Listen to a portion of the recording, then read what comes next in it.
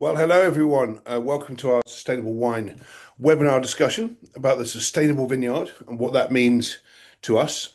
As usual with these things, it takes a couple of minutes for people to filter in. I see there are over 20 of us at the moment, but we had about 150 registrations. So we will begin properly in a moment. But while we're waiting, just to let you know who's here, my name is Tobias Webb. I'm the founder of Sustainable Wine Roundtable. And joining me is Dr. Peter Stanbury, our head of research and standards. And delighted that João Barroso is joining us, who runs WASP, which he will tell you about, but the Sustainability Programme of Wines of Alentejo, which we have recently looked at in our benchmarking exercise, and it came out very strongly. So well done, João. What we're going to do is just talk a little bit about our latest thinking on how the Sustainable Wine Roundtable can act as a sort of cat herder, a convener, a catalyst for change that tries to join the dots on sustainability. And we'll talk a bit about that, but we will try not to bore you with detail because we have a PDF document about it, which we'll send you afterwards. Then we're going to ask João for some comments, as he spends a lot of his life driving around vineyards, trying to get vineyard managers to engage with this sort of thing. And then we'll open up for conversation with you all. So I think you'll see that there's a Q&A function at the bottom of your Zoom screen. So while we're talking, if you want to add anything to that, please do. And we can either address them by text or we can come to you. We'd rather you turned on your camera and microphone and spoke to us directly. But if you want to put something in text and be anonymous, yeah, you can do that. But we'd really like to have a conversation for the last half an hour or more of this webinar. So I can see here we've got 29 of us now. Just while we wait, probably one more minute before we get started properly, just to remind you all, if you're unfamiliar with the Sustainable Wine Roundtable, it began in 2019 as a media business that I set up, doing conferences and publishing on sustainability in wine, because I have a long history of that. I have another business called Innovation Forum, which does a lot of events and publishing around sustainable business. And there's a lot of free insight on that website if you're interested, and some good podcasts. Not much on wine there, mostly on agricultural commodities and packaging and other issues, but there's a lot of crossover there. And in about 2021, I realized that a media business was not really going to cut it in terms of making change in wine. And Richard Banfield, MW, well known for his work with Lidl and other companies, advised me that it might be a job for Sustainable Wine, as we were then called, to create a roundtable. And a roundtable, historically in agricultural commodities, is a multi-stakeholder organisation, often with some angry NGOs in there, giving large companies a hard time on things like palm oil, cocoa, cotton, and various other issues. And of course, in wine, we don't have so many angry NGOs, but we do have an entire value chain that's interested in sustainability and lots of great work being done that people didn't know about. So we started in 2021 with the mindset of bringing people together to encourage the confidence to collaborate. As Laura Catena put it to me a few years ago, I still thank her for that line, because that gave us really the strength to carry on while we realized what we needed to do, which was develop really practical ways of enabling change. And we have only just got started, I think it's fair to say, in doing that. But Peter, who I've worked with for 25 years, was able to join us a few years ago, and that really accelerated our work from really giving people the confidence to collaborate and chat to creating new tools and ways of doing things. So you may know us best for our work on the bottle weight accord, reducing bottle weight for what is now nearly 10% of global production. We hope by the end of this year, if everyone hits their targets. We're about to launch our sparkling bottle weight accord, which, as you will imagine, is a bit more complicated. And we've got various other pieces of work going on. And really the core of what we do is what we call our global reference framework, which is a kind of a compendium of what should a good sustainability standard look like. And so our other main work stream that you may have heard of is our standards benchmarking work. And that's how we came to have a look at what João and Wines of Alentejo through WASP were doing. And we've looked at a bunch of other standards as well. And our objective is not to create any kind of standard of our own, but to enable sustainability standards to improve over time in line with the expectations of the wine value chain, in particular retailers, big retailers who are under a lot of pressure to improve their supply chains. So that's a kind of brief overview of us. We have just produced, I think, a relatively readable document about all of this, which has taken us years.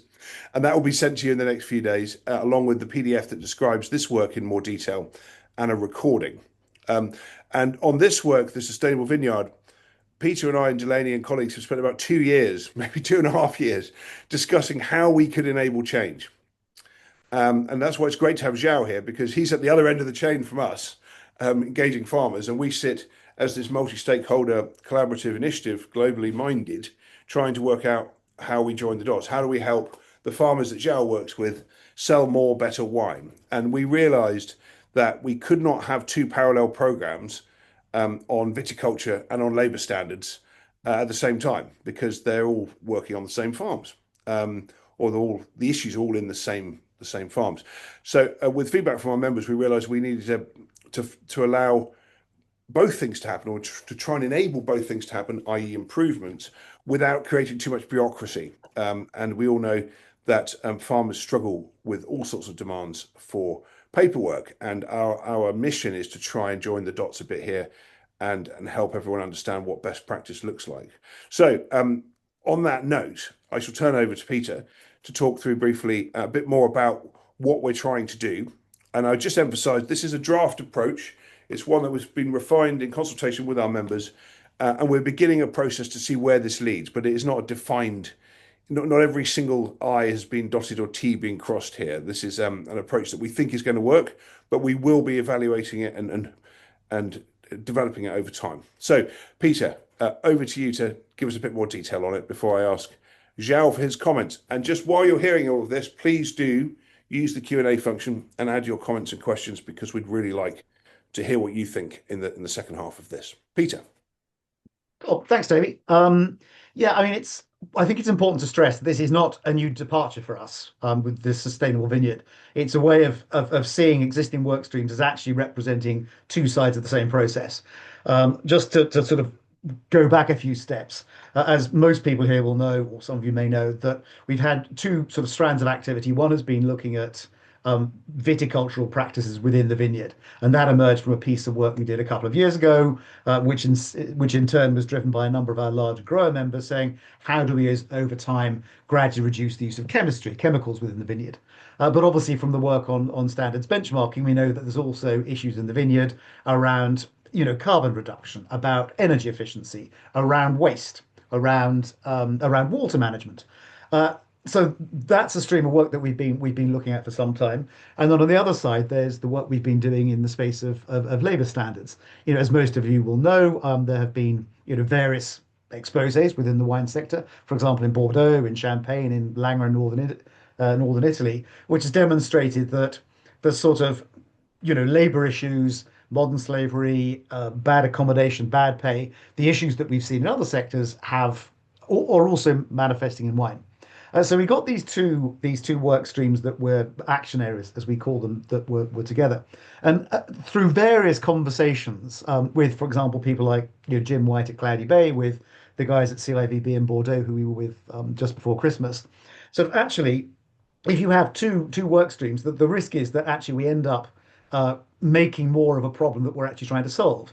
That at the end of the day, the challenge often in sustainability is that the guy on the front end, to come back to Toby's point about the assistant vineyard manager who ends up having to fill in questionnaires, if they're getting two requests for information, then you're overworking them. So it did seem to make sense to bring these two together, because also when push comes to shove, a bottle of wine is created by the chemical and the soil and the natural inputs that goes into growing the grapes, but also the people that actually do the work. So actually there's a natural association between those two pieces. It also occurred to us in what we were seeking to achieve with both of those action areas, there was actually a great deal of synergy in the sort of aspects of what we were doing. First of all, there was the gathering insight, getting information.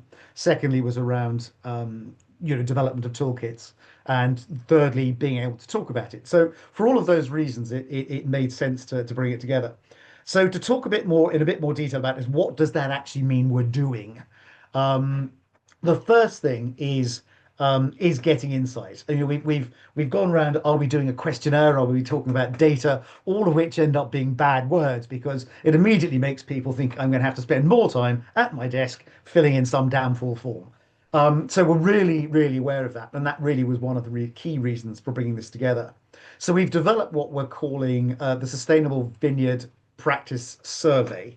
It's a basic set of 12 questions on labour practices, 12 questions around viticultural practices, and in our view, it should be answerable by most people within about 20 minutes because most of the information they will already, if it's a vineyard, for example, they will already have filled in other forms anyway. And we've done it in such a way as the information is basically on a multiple choice. So we're not asking for complex data.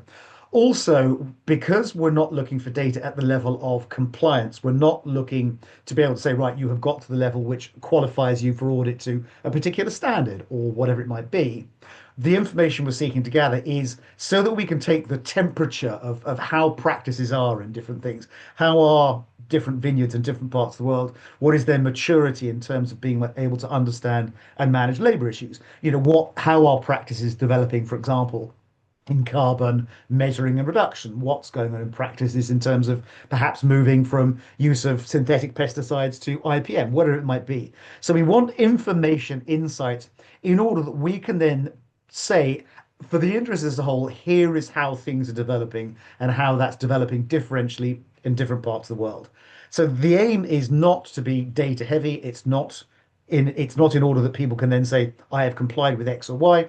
It's for us to be able to know where things are going. Think, Vox Pops about, what polling indications are around elections. So that's chunk one. Chunk two is around really what Toby was talking about just now, is that a lot of this stuff is bloody difficult. But as we know from our work in other sectors, it's not just bloody difficult in wine, it's bloody difficult in whichever sector you're working in. And that therefore there's a real need to share knowledge. And obviously we all know that one of the key challenges for the wine sector is it's very fragmented. And I think where we've been successful is by bringing existing practice and knowledge together and disseminating and making sure that that's available more widely. So what that means within the context of Sustainable Vineyard is where possible, ensuring that tools that are already out there can be shared. So, for example, if you look at the work that has been done to develop training courses around labour practices, for example, in Langer and South Africa, to say, well, actually, that's very good stuff. There's no point in someone reinventing the wheel. How can that knowledge be shared elsewhere? But where there are gaps, what can we do to help fill the gaps? And it seems to us that a key piece is around developing case studies. So we're in the process at the moment of exploring both with the Langer region in northern Italy and with the guys in Bordeaux. Can we develop some basic case studies about how they've gone about understanding and managing the labour standards issues that they've faced? And it's obviously not to say that they've done it perfectly, but it's to say to others who are approaching the same challenges, right, look, here's what others have done. It can be done. Here's kind of the route map to get through it. And we'll do something similar also on viticulture. So that might be sharing knowledge around what goes on around cover crop use or, how to move, say, composting. I mean, Toby and I were at a very, very well-known Grand Cru Class A vineyard just before Christmas. We were talking about composting, and here was someone that we assumed would know everything there was to know about composting. This guy was the main man, and he said, "Well, pretty much we're making it up as we go along." And this is from a top-end winery. So the extent to which we can help develop those tools, share those tools where they exist, that obviously is going to facilitate change happening more quickly because people won't have to reinvent the proverbial wheel. So that's component one is insights. Component two is toolkit and collaboration.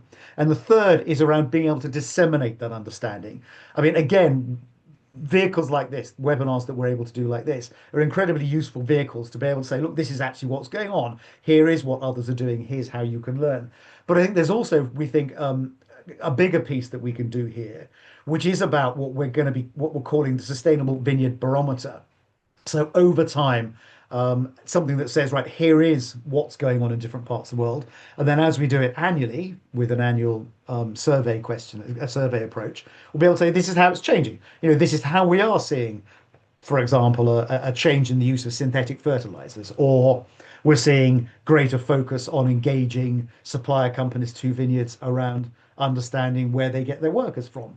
So we'll be able to plot that and disseminate that and share that on behalf of the industry as a whole, which will demonstrate A, that the industry is really taking these issues seriously and how it's moving, but also to be able to really dig into if practice is developing more quickly or slowly in a given area. Why is that? Is it just because they're behind the curve, or is it because they face real challenges which we can then hopefully help share?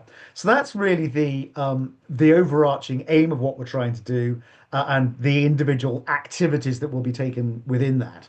I think Delaney's going to be putting that. We've done a sort of short document that explains it in a bit more detail into the chat, I think. But that's broadly what we're trying to do, why we're trying to do it, and quite excited about it actually. Well, thank you, So Peter. back to you, Toby. Yeah, thank you, Peter. Yeah, I mean, it's taken us, as I mentioned, quite a long time to get here, and I'd really like to thank those members of SWR who've helped guide us. We often find the only way to get anything done is to sort of produce something, and then get lots of critical feedback, and then move it on from there. And the idea of our barometer is not to create difficulties for any of our members. We're about name and fame, not name and shame. And what was really interesting was that we did a workshop for media with the Wine Society in London late last year.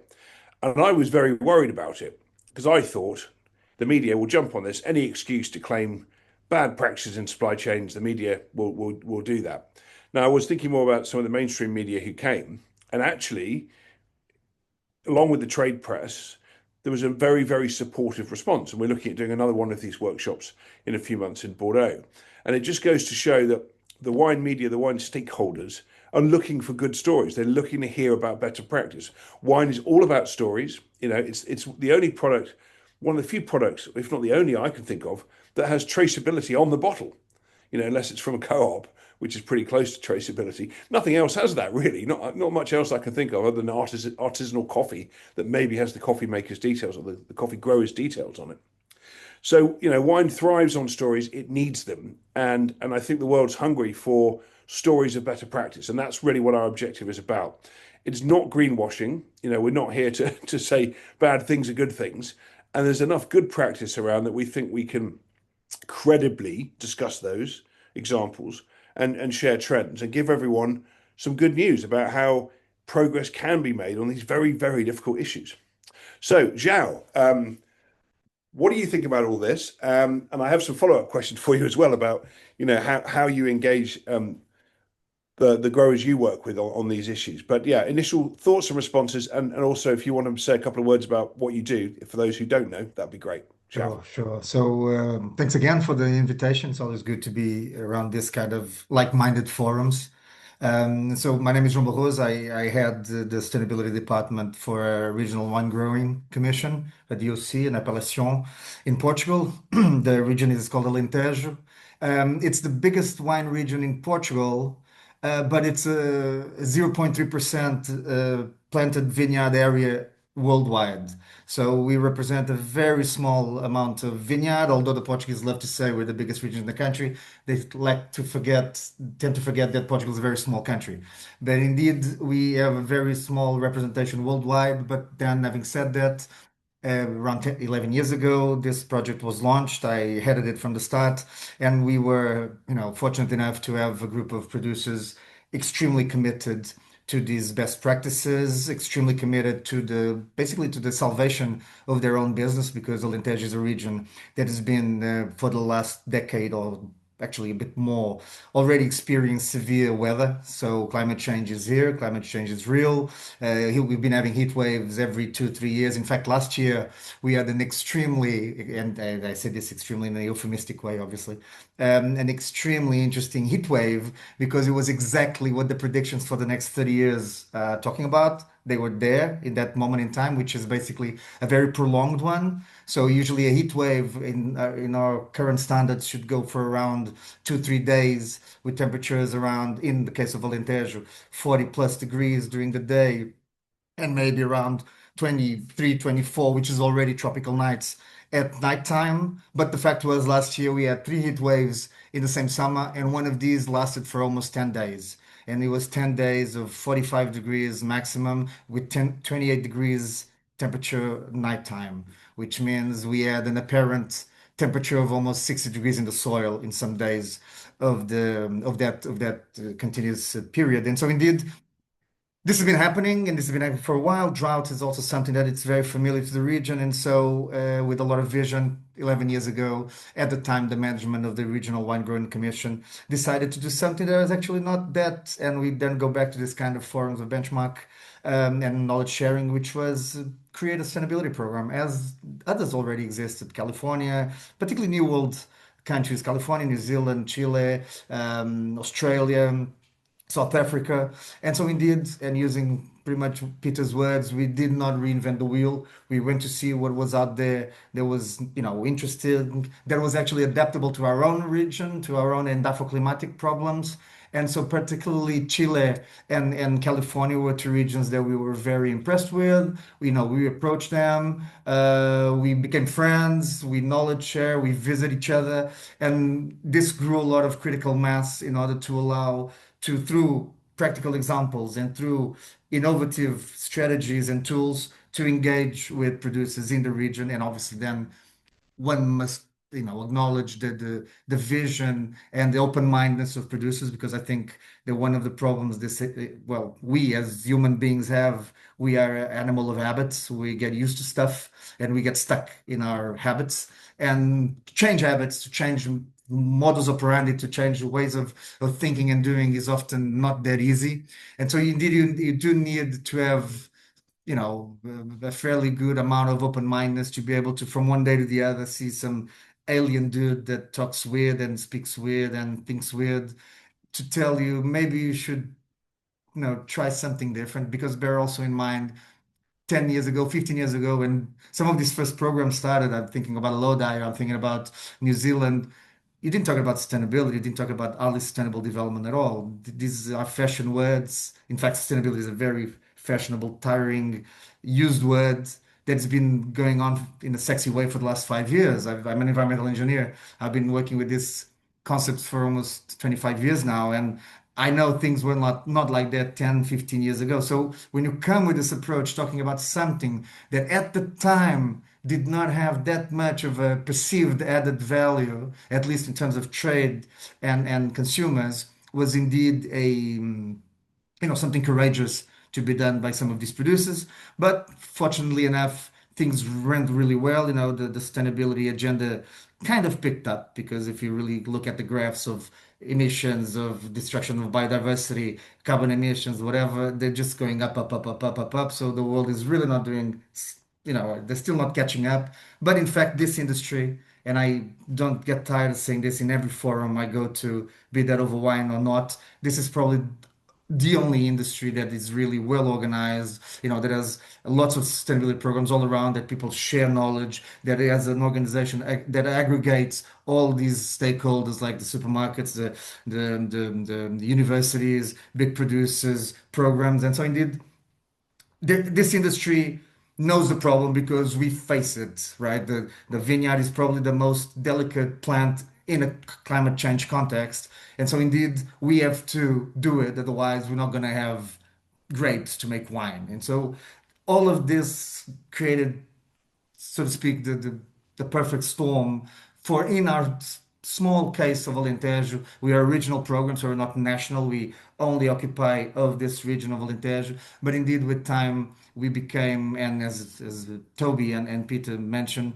we've been going through all the assessments, first of the monopolies through Intertech, now with the SWR. And indeed, we do surprisingly come across as a respected, transparent, traceable, and committed program in this regard. And so indeed, it's very much about this. And I think what really helped in the beginning was that we had a couple of champions. Now they call them, I think they're now called lighthouses. So a couple of producers that at the time already looked at this issues of sustainable development with quite a lot of attention. And so indeed, what we did was use them, go to them and say, look, mate, are you willing to come and share your knowledge, tell how you did it, how much did you spend, what was the cost, what was the risk, what didn't work, what worked? And God behold, they agreed. And so that's how we pretty much did the whole thing from the beginning, was through this knowledge sharing. Then obviously things evolved. And currently today, and I'm very proud to say this, I don't ask the original champions anymore for help. I don't need them anymore. They still get a lot of people asking for stuff. They're really busy, also trying to actually grow grapes and make wine. And so we have managed to create this critical mass that just expanded. Eventually, we also developed a third-party certification, which we didn't have in the beginning. The program was not developed to certify sustainably wine, it was developed to give tools for climate change, resilience strategies for saving on resources and financial savings. It still is. That is the prime goal of the project. The survival of the industry in Alentejo as we know it. That's the prime goal. But obviously, if you can get, a cherry on top of a cake, a third-party certification that gets recognized by systems and peers, that's great. That helps a lot in certain markets. But indeed, that was not the immediate necessary goal. So indeed, it was very much about this community, creating a sense of community. The region, in the case of Alentejo, I can't speak for other regions. There was no, it was a region indeed. They all made wine in the same place, but they only got together in the shelves trying to sell wine and in the fairs trying to sell wine. So they were kind of competitors, not mates, not partners. And through this sustainability program, they got together in workshops, they got together in training sessions, they got together with initiatives such as ones that we have already organized actually in Alentejo with the SWR. And there they get together as mates to share and to learn with each other, which is beautiful, really. It's how and I think that's really the secret is to not being fearful to listen and not being fearful to talk and to tell and to say how you do and to ask and to show, to show that you can still learn. The biggest philosophers always said, I just know that I know nothing. And so the more you know you're ignorant. And then a humility and the capacity to be able to, being willing to receive information and to try. I think those are probably the most important things when you go into this. If you're in the beginning, in the middle of, throughout your, because there's never an end to this sustainability road, but in wherever stage you are, this capacity to always being able to say, "Yeah, I didn't know that," or "Oh, I could try that," "Oh, God damn it, I thought I got it, but I haven't. I still need to go one step further." I think it's the most important lesson that we can learn. Thank you. So how do you think something like what we've described might be of use to your program and the farmers you work with? I mean, I know we've only shared the headlines so far, but what we're trying to work out is how what we're doing, sharing, collaboration, name and fame can be useful. What's your initial kind of reaction to that, João? Well, my initial reactions are always positive and let's go for it. But I can tell you that I have producers now that are going and starting to say, aren't we there yet? What, more stuff? Aren't we good enough? We are accepted everywhere. Everybody loves us. Why do you need to invent more? So that's a barrier, something you don't, initially think it's going to happen because ultimately all of these processes have a continuous improvement philosophy. So you're kind of expected to come up with new stuff every so often. So that was something I was not expecting to hear. Whoa, whoa, whoa, whoa, we're good, chill. So that's one issue. But then, having said that, the fact of the matter is that this also works a lot with in a peer pressure kind of strategy. So when you have, and also if producers are told, look, it's all here. You just need to read through it calmly with a bit of attention, and maybe you all actually already do a couple of this stuff. We just want to highlight it somehow and want to make a bit of a cosmetic change of sorts. So I think that's part of how the strategies should work. But then having said that, as I said to you, our core base is knowledge sharing, is learning from others and then eventually teaching to others. So anything that an organization like yours produces, I mean, it's welcome. It's obviously welcome. But again, please be advised that you will have this kind of, are we there yet? And that can be tricky. Yeah. So we'd love to say that, the retail members of ours will buy more sustainable wine tomorrow, but that's not up to us, that's up to them. And what we can do is simply show where better practices are emerging and give them more choices to buy more sustainably.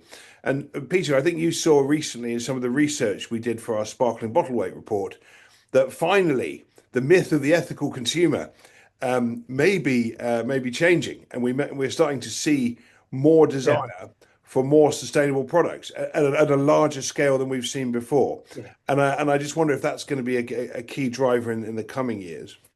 Well, I think it could be because obviously when we started doing the work on still bottle weight 3 or 4 years ago, one of the big sort of assumed truths was that consumers associate heavier bottles with better quality wine. Whereas actually, when you start to look at the actual data, the actual evidence, that's not true.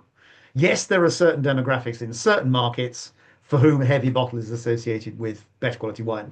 And that's places like, say, California, bits of Argentina. But to say it's a universal truth is just complete and utter nonsense. Obviously, we did that work 3 or 4 years ago. Move forward to when we were doing the sparkling bottle weight report during last year. There's strong evidence that actually the reality is the other way around. If you look at consumer research, not just in wine, but more generally, there's basically three components of the market. You've got a group of consumers for whom sustainability will always be a bad word. It's nonsense. It's nasty left-wing liberals who want to sort of hug the planet and hug foreigners. So those are people for whom there'll always be skepticism around any sustainability claim. And indeed, for those audiences, you wouldn't probably talk about sustainability as a cue. But actually, for the rest of the markets, that's pretty much 2/3 of the market divide into two components. First of all, you've got about 10 to 18%, depending on the market, because obviously all of these things are differentiated by different end markets. But between 10 and 18% of people who proactively go and buy things which are sustainable. And there's evidence, there was a wide-scale survey in the US done 2 years ago, which basically looked at Gen Z, and they are really very keen on buying things that they can really feel have a strong sustainability story. And the evidence, and actually this was a wine related issue, the evidence is that they will then influence their parents to do likewise. So there's that component of the market, but then there's a whole bunch of people in the middle. So anything up to about 50% of the market, who are people who are inclined to think that sustainability is a jolly good thing, but aren't going to make the effort to proactively go out there and do something about it. So if you can make it simple, then they're happy. And that's where with sparkling wine or bottle weight generally, it's an easy thing. It's possible to say, here's an existing wine bottle. Here's another one that's X% lighter. This one's more sustainable because it's lighter. It makes it very easy for people to go and do the sustainable thing without really having to think about it. And so I think there's a real opportunity there within wine. I mean, to really sort of grab this by the horns and actually say there is a real market for sustainability. It's actually a positive marketing cue. And I think particularly, I mean, it was interesting talking at Wine Paris last week, particularly seeing the emergence of sort of, new and funky wine brands where, they can actually really move quite quickly. And I think there's a real opportunity there. And I think when it comes to particular issues like labor rights, when it comes to issues like, better behavior on viticulture, using less synthetic chemical, again, being able to say, these are wines that do these things, these are wines that do less of it, these are more sustainable, go and buy them. So I think there's a real opportunity there. Thank you. The reason I was asking is I wanted to then ask you, João, what is going to make your busy growers want to give us some basic insights, perhaps via your own body? I mean, we like Peter said, we do not want to add to anyone's burden, but if we can get even very small samples from different regions, that gives us a comparative data set. I mean, we did 5 in-depth interviews about composting a year ago, and we got some incredible insights out of it, which turned out to be quite reflective of quite a broad section of our viticultural members. So we don't need a lot to give us something that shows practice across the world, which is very valuable. What's going to pique the interest of some of your growers? Well, I mean, if you're in agriculture, you have to be passionate about it. If you're not passionate, forget about it, because agriculture it's not like that, right? It takes time. You're extremely, not to say almost 100% dependent on nature. And so you have to have passion and you have to have commitment. And so when you have commitment and you have passion, then you have pride and you have joy. And when you do things well and you can see them without anybody saying, because when you go through say a heat wave, or you go through like we just said, I don't know if you guys heard around what's been happening in Portugal for the last 3 weeks, but we had this massive set of storms that put up literally a third of the country underwater, destroyed lots of agriculture, destroyed a lot of livelihoods, in fact, so bloody tragedy. But when you go see vineyards, which are, where their soils properly cover cropped and with their mulching, with their water lines, duly identified and preserved and well managed, and you have all of this ecosystem services structure around the vineyard, you do see that they kind of are resilient. They do endure. I mean, obviously, nothing can endure nature. Nature is nature, but we can minimize impacts through some kinds of best practices, through some kind of changes. And so, indeed, when they see it, when they literally see that, this hurricane just passed and the soil absorbed the water, or you see that there hasn't been any rain for 2 years, but the vineyard is thriving because the soil managed to keep water from the last time that it rained. They do see it. They see the evidences. And then they go, cool. If somebody comes and asks if I want to show this, bloody hell, I want to. Because it's my blood, it's my sweat, it's my tears that are here. So I really think, and this might be quite poetic or wishful thinking, but I really think that if you work with people's healthy vanity, that's actually a really good way of engaging them. Because when they're used to do something, they don't see it as something abnormal or something differentiating because they do it. Okay, they changed a certain practice, but then they started doing it and they just forgot. That's not how they used to do it. They forgot because, the future is ahead, not behind me. And so when you get there, you go, oh, whoa, have you noticed this and this? And did you know not everybody does it? And did you know a lot of people would love to hear about it? You get them, they're there. So I really think the best way to engage people is through that healthy vain slash pride kind of, approach of, do you know that what you're doing is actually what not everybody does? And did you know that you actually managed to, be in the very small percentage that actually made it? And maybe people would like to hear about it. And it actually works, this strategy, because I used it a couple of times and it does work. So I really think that would be a very good way, or that is a very good way to engage with people, even shyer people that are not used to this kind of limelight. Because again, people are really proud of what they achieve and they come from the earth, they are of the earth, and they will return to the earth. And so the earth is the soil is something extremely, we're very telluric. These people, agriculturists, are very telluric, are very connected to the land. And so this pride and this vanity, if you want to call it this way, or if I want to call it this way, I think it's something that is positive and can be used in order to achieve this greater good, which is to share the gospel, share the word. Sorry about the religious sin on it. No, we hear you. I mean, we'll be delighted to work with you in the coming months to work out how we can effectively extract insight from your region that then becomes comparable with other regions that we work in and produce something that's then useful to the industry itself and to the wine media. I mean, that is really our approach. But the opportunity is there, as you say, and on labour standards, there is an opportunity to be, not just to have less risk or less criminal liability, but also to have a more stable workforce and more stable relationships with labour contractors. Now, does anybody here have a question or comment? I can see the various participants. I think if you raise your hand, I can see it. So there is an option here to raise hand at the bottom where you can do that. And then I think I can see you, and then we can bring you in for a comment or question. There must be someone here who has something they want to say or something they want to contribute. And of course, now I can make my standard joke about being British, about how we're perfectly used to an awkward silence. Guillaume, thank you. Let's bring you in. I think my colleague Delaney is able to bring you in. You can turn on your video if you want, or you can just do audio as you feel most comfortable. Guillaume, what would you like to say? Can you hear me? We can. Okay, great. Can you see my video as well? No, we can see your hands up. We can see your name. Okay, how do I turn my video on? Because this is not the usual Zoom. Yeah, there's a video tab bottom left of your Zoom screen. Oh, join us. Yeah. Does that work? It should do. Sometimes it takes a second to kick in. Yeah, it took a second. There you go. Oh, there you are.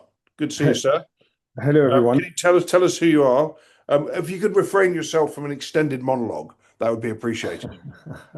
Well, since you said that the Brits don't like extended silences, I thought the Frenchmen should break that silence. Or Very good. since you say you were comfortable, the Brits were from a long silence, the Frenchman is going to break the silence. So Excellent. I'm, I'm Guillaume de Pracontal. I live in London and I manage a venture capital firm, which is dedicated to invest in innovations applied to the wine industry and more generally the beverage industry. So we invest in early stage companies in agriculture, so ag tech, but also wine tech and beverage innovations. Okay, great. And what do you think about what we've been talking about? I thought everything you said is great, and I fully support what you and I've got a background in the wine industry. I was the manager, I was the CEO of a barrel company in the US for 11 years. So I know the viticulture quite and the grape growers quite closely. And everything you said, I fully support. And I think there is a need in the industry for a catalyst for sustainable change. And we can all play different roles at different levels, but you mentioned the industry is fragmented, and this is very true. There's no sort of, except Gallo in the US maybe, but there's no sort of giants or treasury wine estates. But even those giants, when looked at on the global scene, are very small compared to other industries. So having catalysts for change is critical. And one of the questions or remarks that I wanted to propose is that maybe it would be a good thing to have a catalog of best practices or catalog of innovations that are available. Because very often the farmers, the vintners, the grape growers want to do good, want to do well, but they don't know how to do it. And for instance, for example, I'll take the pesticides. No one likes pesticides. People spray fungicides at night with hazmat suits because they know it's bad for them, and no one wants to do it anymore. But if you don't do it, you lose your harvest to mildew or powdery or downy mildew or other black rots, etc. But there aren't available alternatives that prevent from doing that, or people don't know about them yet. And as an investor, we know about some of them, and I'll just mention two of them. One of them is a UK company called Rootwave, and they zap weeds. So they use electricity to kill weeds. So you don't have to spray glyphosate anymore or any of those nasties. And it's based in the UK, and it was awarded a Time Best Innovation of the Year award last year. So it's quite new. It's not yet available on full scale, but you can buy it at local. So including some of these as a catalog of innovations or best practices could be a way of spreading the good word and being a catalyst for change. And is it something that you guys could do as part of your roundtable initiative? I'll pick up on that, Gil. The answer to that is absolutely yes. I mean, as I said, when I was sort of setting out our approach with the Sustainable Vineyard, there's kind of three chunks. One is, for want of a better term, the data piece, being able to track trends. But the second piece is about toolkits. It's about, examples of what's already going on. And I've talked particularly about case studies around labour standards, but there's absolutely no reason why that shouldn't also be examples of what good practice looks like around different aspects of viticulture. I mean, Toby mentioned the small piece we did about, I think we brought it out last summer, and it's based on a fairly small number of interviews, but it really did draw out some of the key challenges around composting and what sort of some good developments look like in that space. Also, when we're collecting data, one of the things we want to be able to do is to allow those providing us with information to say, tick a box to say, I'd like to talk a bit more. And I think that's where some of those examples of good practice are going to come forward. I mean, the challenge, as you'll know from your own work, is that there's no perfect means of drawing out all the examples of good practice. But at least if we start to surface some of them, A, they get shared more broadly. Secondly, when some of those people bring them forward, it's going to make others feel that they can do the same thing. Yeah. I mean, one of the other things we're doing more of is working through sort of regional bodies. So, I mean, that might be, for example, CIVB in Bordeaux. I was speaking at the Australian Wine Institute Technical Conference last year, and I spoke to a group of their members in the autumn. And again, that's smaller growers. And again, from things like that, you get examples brought forward, which is where we've tried this or we're doing that.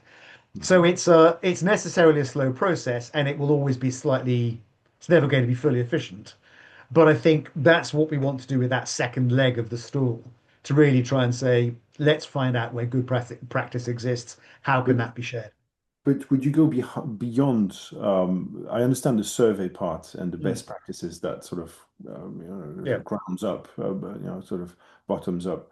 But would you have another way of featuring innovations, featuring certain companies that you find innovative or that you've picked up somewhere, or that partners like us could help you sort of select, so sort of not just practices, but innovations, so Yeah. tools, If machines, and products. almost certainly, almost certainly. I mean, it's one of those situations, as Toby said, this is all iterative, and we don't know what we don't know until we found out what it is that we don't yet know. Yeah. So yes, exactly. If you have got real innovations that are moving forward, I mean, I was in South Africa about 15 months ago, and there's some amazing stuff going on down there around vineyard design in order to address issues like water preservation and avoiding soil erosion. So there's some new technologies and approaches that they've got down there. So absolutely, if there are things like that that we can pull forward, absolutely that's what we want to be able to do. Because it's, as Toby said before, what we're about is catalyzing change. And if there are technologies and new approaches that are helping this move forward, then that's fantastic. I mean, as an example, one of our members, their chief exec has just gone to work for a tech firm which is looking at vineyard robots. So if there's examples like that obviously we can't recommend product A or process B or process C because we have to be agnostic. But at least if we can surface those, it's then up to individual wine groups or individual vineyards to decide, is that something we want to go down? But making sure that these things are more widely available and more widely circulated, the better. Yes, absolutely. Joe, I'll bring you in just a second, just to say, Guillaume, one of our kind of core commitments with this process is to collate and share practical examples and insights. And there's a balance to be struck between what's coming out that will be useful and will pay for itself in 3 or 4 years, and what they're using now. And I think it's up to us to try and highlight both of those and to look at what enables the transition from past practices to modern ones. And as an investor, you're welcome to join SWR. We take members from anywhere, because we think all the tools in the toolbox are what's needed. And a part of our big commitment is to break out of the ghetto of organic and biodynamic and other more narrow approaches, to say, how do we make conventional farming 80% better in 5 years? Technology will be a key aspect here, but also just simply learning what other people are doing. And it's our job to showcase both of those things. So absolutely. And do please consider joining us. Zhao, you were going to say something. Yeah, I just wanted to make two comments on the issues that Guillaume raised. So one is a short one, is related with the aspect of, creating kind of a hub for for for for potential solutions. I think obviously those are very interesting, good ideas, but they can also open up a little Pandora box. And I actually have been going through it because when we created this program, all of a sudden, and we still are, in fact, in Portugal, the only program with this kind of structure. And all of a sudden, all of these companies with solutions started knocking on our door saying, "Hey, can we? And we just can't. We just can't for lots of different reasons. And so indeed, but then having said that, some of them really present very interesting solutions, very interesting potentials. And so you need to be smart and create all the, technical guidelines or whatever screening mechanisms in order to be inclusive, but don't just, people of the world join us because it just will not work. So that was one comment. And what I wanted also to add to that was give a practical example to Guillaume in an indirect way of how you can, use the knowledge sharing that's available in a practic, incisive way, which was we just been or I personally, professionally, but not through the wines of Alentejo directly, have been working with the Wine Society. They've just came up with this massive training on safe and fair working conditions to their suppliers. Okay. And I was, we have a good relationship because WASP is one of the programs they also recognize and respect. And, I was approached by Dom Deville to help them to give this training in Portuguese language to their suppliers of wine in Portugal, not just from Alentejo region, but from all around. And when I started seeing the contents that they develop, which are extremely well done and very high standard contents, I said to Dom, okay, so great, I'll do the work, but can I get the contents in the end? Because I'm going to grab these contents and I'm going to embed them in my already existing system. And with this, I'm going to raise the bar on issues related with safe labor conditions. And so indeed, basically they did the hard work, which is the research and the putting together and creating the metrics and creating the methodologies and creating the procedures. And I gave the training. And now next step, which is going to be March, April this year, I will embed all of that data inside of our own scheme. And by doing this, I'll do a lot of interesting stuff. I'll prove my continuous improvement to the likes of the SWR or the stakeholders that we have. I will raise the bar on the demand that I have with labor rights in my own region. And I will also raise the bar of the specificity and complexity and ultimately elegance of our own sustainability scheme. With really Guillaume doing very much nothing, which is giving a training of a couple of hours and getting all Yeah. of this data. So there are, seems to me, thankfully today, fortunately, lots of different avenues or some avenues where with the right set of skills and with the right, coincidences, you already are able to catalyze on those synergies that you were suggesting. Yeah, it's I think it's great. It's basically developing vectors of awareness, which are lacking in this need for change. Yeah, I mean that's our job. So João obviously will take full credit for that over time, when we rewrite history. No, but I'd like to think we play a role in facilitating exactly this kind of thing. And it is very valuable. But I do take your point about what we could unkindly call the vendor community. Some of them don't like being called that.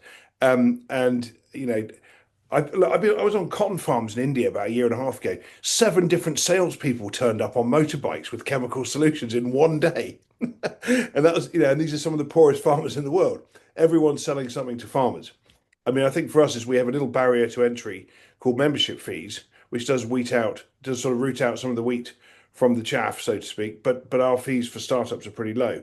So we hope to try and navigate that tricky territory that you mentioned in the coming years, João. But I think what you've just described there is a great example of how conversations about sustainability can end up influencing, one of the best standards that we've assessed. And there is always more to learn because you might look at the WASP standard, and say, well, it's probably already in there, but there's always something to learn. So I think that's a really good example. Thank you. We have a few minutes left. Guillaume, you can stay with us if you want, because you seem like you have some great things to say. But there are other people here as well. So anyone else want to come in with a comment or question? We've got some interactivity going on, so don't be shy. If you do want to, just raise your hand and we'll come to you. I mean, you're still here, so I assume not all of you have put us on mute and wandered off. So I appreciate some of you might be tidying up while listening to this or dealing with something mundane. But if you do want to join us and make a comment or question, you're very welcome to do so. Can I just pick up on a couple of the kind of themes through this? One is this idea of sort of continuous improvement. I mean, João made the point earlier that there's a constant process, and the term we use when we don't talk about sustainability because that implies that everything that we could possibly ever know about what needs to be done has already been done. We know now more about sustainability now than we knew a year ago, and we'll know more in a year's time. And so that whole process needs to constantly be recognized. I think also continuous improvement. You can't, as a vineyard, do everything all at once. So it's a question of where do you start, what do you do next? And certainly, again, coming back to our benchmarking work, the standards which work best, of which João's is one, is where there's a real sense of working with vineyards to plan right, these are the priorities, these are the things you really need to get right. In an arid climate, that might be managing water so you keep it when it's there. If it's a wet climate, it might be how do you make sure it doesn't saturate the soils too much, whatever it should be. But I think also to pick up on a point that Toby was making earlier about the media, I think there's a lot that wine, and this comes back to Toby and I's experience in other sectors. There's a lot wine can learn about how other sectors have perhaps not got this right. And I think if wine won't be perfect. No one's perfect. But if we can say, right, we're trying, we found these problems, we found these issues, and we're seeking to tackle them in a coherent way, that's incredibly powerful. Toby, you referred to the workshop we did on labour rights in London last year. And again, there, the media's attitude was very much about, right, okay, yeah, there's a problem there, but the point is you're trying to address it. You're trying to deal with these things. I think it's hard to understate the importance of that sort of gradual progress over time. Thank you, Peter. And just to answer your question, I think it was Arthur Fleming who messaged us. You can ask questions via chat, but you kind of need to hurry up because we don't want to keep anyone here longer than we had scheduled, because we are, after all about efficiency. So Arthur, if you want to join us on audio, you don't have to do video. You can ask your question, because we have scheduled 5 more minutes, and we do like to, as I said, keep these things to time.